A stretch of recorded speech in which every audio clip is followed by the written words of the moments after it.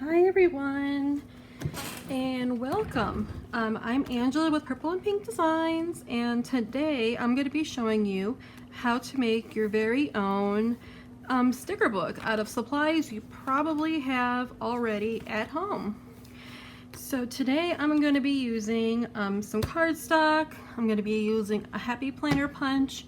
If you don't have one of these, you can easily just use a regular punch. And so let's get started.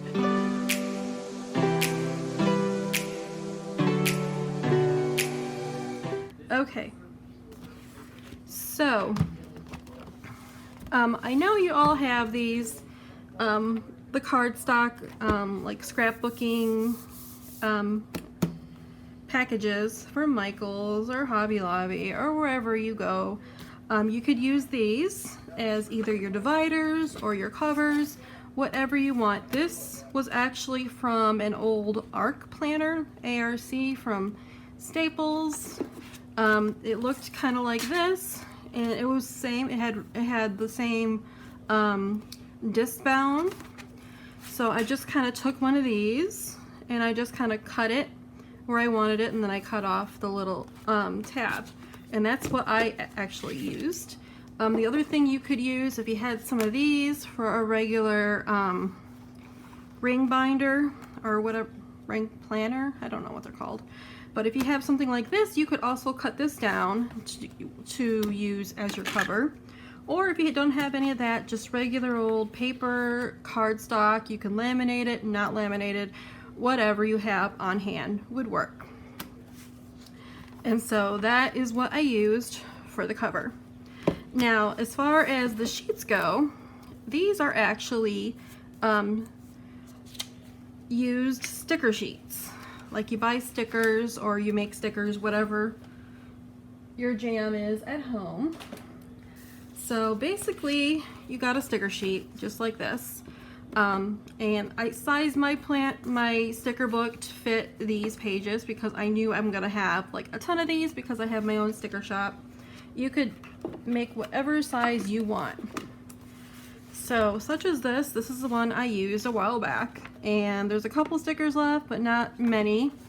So basically all I would do is I would peel it off completely. I don't want to throw these away, so I'm actually just going to leave those on there like that. So once you get a empty sticker sheet, all I did was I took it, my punch, I decided where I was going to put it. Let's see, probably something like that. And then you have a nice punch sheet. These rings were from an old Happy Planner. I don't really use Happy Planner much anymore, but you could easily get these. You could buy these from Michael's or Staples or wherever. You don't have to actually buy a Happy Planner. And again, this I also got from Michael's. I think I got it 50% off coupon, so it wasn't terribly expensive. But if you don't want to spend that money, you could easily just use a regular punch. So once you get that done, you could stick it in like so.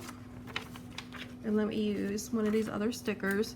And obviously this is the waxy side, and this is like the regular paper side. So you put your stickers on the waxy side and they go on and off without a problem. So for these dividers is just some cardstock, and I have a template that I use, and I think I'm gonna go ahead and post that free template on my website, so purpleppinkdesigns.com, so you can download that completely free and use that.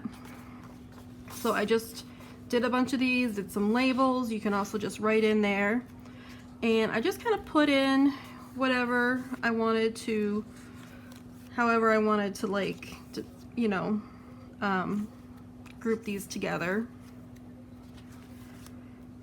But yeah, that's pretty much it. Let's see, anything else?